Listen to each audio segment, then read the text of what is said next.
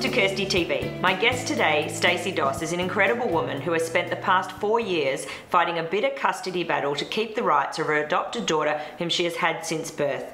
She had to file for bankruptcy after her $1 million of legal fees mounted, and she's here today to share her incredible story. Thank you so much for being here today. Thanks for having me. So let's start at the beginning. You're a single woman and you decided to adopt a child. Yes, I did. It was after many years with my ex-husband of trying to get pregnant.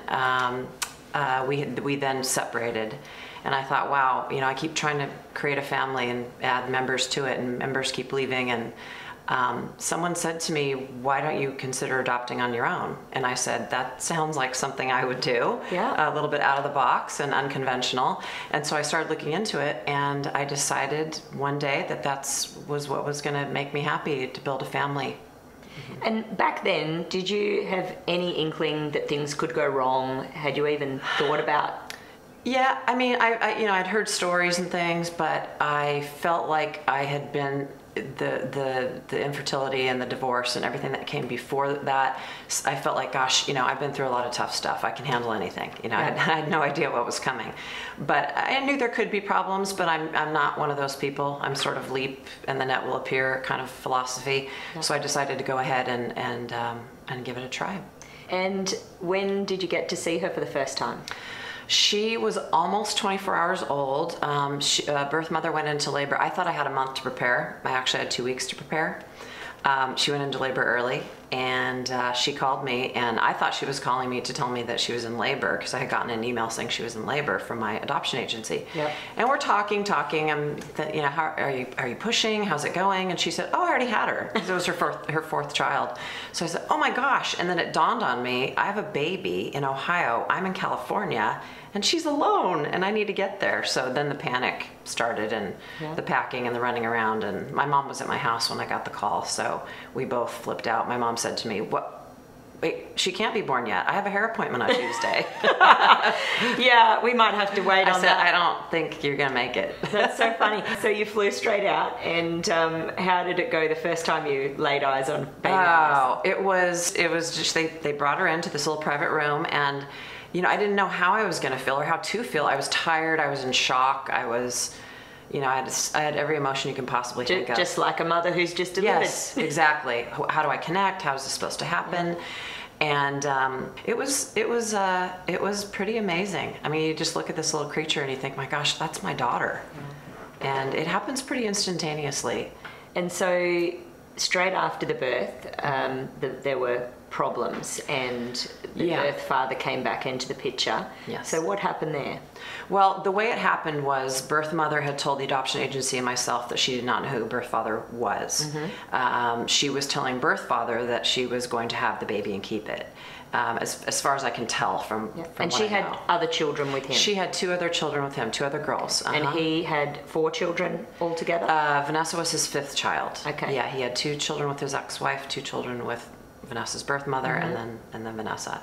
So I didn't know about the situation, obviously, and there were a couple things, checks and balances in place that, you know, there was a restraining order, and you know, that made it. She signed a document under penalty of perjury that made it sound like, you know, it's probably true that she doesn't know who the father is. But very early on, he said something, and everyone said, you know, gosh, birth fathers come out of the woodwork all the time until he can prove it, until there's a DNA test. You really don't have anything to worry about. So, were you worried? Was there an instinct? Oh, I was scared when I first heard about it, because of course. And I remember thinking, if this is his baby and somebody didn't tell him the truth, you know, I have to consider that, and I have to. This is his child. Yeah. And so I mentally started to sort of prepare for that, but I didn't really do very much until the DNA test came back, because everyone said, you know, the advice I got was don't sweat it and don't stress until the DNA test comes back, because you might not have anything to worry about. Yeah. So how old is she now? She just turned 4. Wow.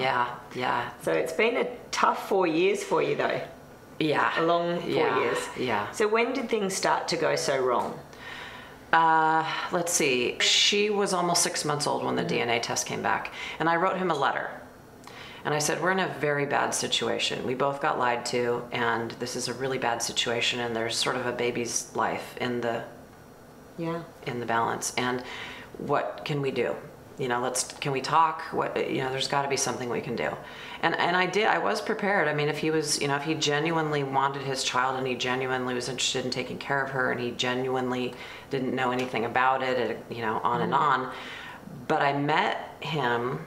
It did not start off as a good relationship, and it never was a good relationship. And I didn't feel, that he was a person who really wanted their child. So that did it for me. I mean, if he was, we were going to have to talk about it and figure out what we were going to do, and I might have had to give her back. Yeah. But he just was not a good human being, and that made it easier. And he's been in prison previously for abusing other partners. So there's a history of violence. There's a history of violence. He's been in prison several times for a number of different things.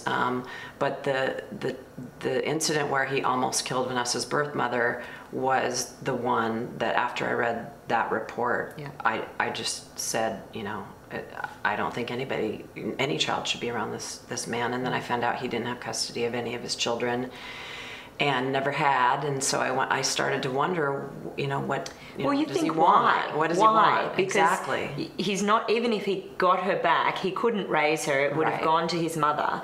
So and he stated that pretty early on, that was his plan. So he didn't really want her back for the sake of having her for him. Yeah. He wanted her to be with her other sisters. But, at the time that we got all the way to trial, she was 2 years old. Yeah. It's just not psychologically reasonable to do that to a child. So to rip her away from the only home she's ever known. Right. And so since this has happened, still to this day, you don't know anyone else who has won. I don't. Which is, just sad. It's horrible. And I think the thing that drives me every day and wanting to further Operation Vanessa and go to Washington, D.C. and change laws and tell my story is that it's not right. It's just not right. And these families are completely torn apart, and these children suffer tremendously at the hands of a court system that's just not doing what's right. And the only way that they, that was the thing, as I said, inherently, I can scream and yell and go here and go there and speak here and speak there, but what do we need? Well, the judge, because then you can hold the judge responsible, they need a law that says, right here, it says I need to consider the best interest of the child. And so that was really pivotal. I said, why? Why can't he help me? Yeah. And when I realized it was because he had no law to point to that said, this law allows me to consider best interest of the child. There were obviously a lot of tough days, but it clearly brought you all closer together as a family as well. Definitely. As a family and as a community. I mean, my neighbors were amazing. My local community was amazing. People are good and they do care, and the outpouring of support was tremendous. In a situation where you feel like, God, the world is, it can be cruel to a child. How is that possible? And then you get these people that reach out to you, and you just think, gosh, it just was very refreshing. It made me want to keep going. Yeah. Well, you are doing so much good work out there. What do you think people need to know if they're going to go down the adoption path? Well, the one thing I definitely don't want it to do, which is why I haven't stopped with my own personal story, is I don't want it to discourage anybody from adopting, because it is literally the best thing I've ever done in my life. Vanessa is the absolute best thing I've ever done. Nothing else is really that important. My career, whatever, it doesn't matter. I mean, that's a lot, saying like it's cost you $1 million, 4 years of heartbreak and struggle. You wouldn't change it for the world. I'm the happiest I've ever been, because I know where I'm going and I know what I'm doing, and I have a purpose. I have meaning, and I have this tremendous story that I can go tell. And a lot of people don't ever figure out why they're here, and I got to, it's kind of later in life, but I got to figure out why I'm here and what I'm going to do with the next 20 or 30 years of my life. And for that reason, I would never ever give up any of it. I see things so differently, and I know what I need to do, and it made me become a better person, because I just look at the world through her eyes and through all of these other children's eyes, and I've made these friends with these people who are going through such tremendous heartache, and I may actually be able to do something about it.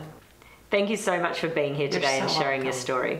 Thank you so Loved much. it. Thank you so much. So I know that Stacey's story is going to have inspired and empowered many of you who may be in a similar fight for your child or something different. But just remember, calm down, take a step back, breathe. And if you want to continue to see Stacey's story, check out operationvanessa.com. I'll see you next time on Kirsty TV.